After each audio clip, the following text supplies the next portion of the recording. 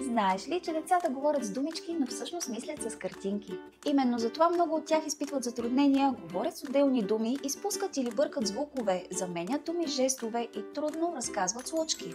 Като загрижен родител исках да чувам цели изречения и по-ясна реч. Но детето ми все още говореше с кратки думи, неясно и трудно се изразяваше. Търсих начин да му помогна и тогава открих лесно четене с картинки.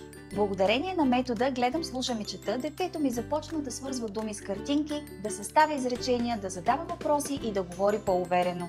Това е Гошко. Гошко живее в къщата на село. Това е фермер.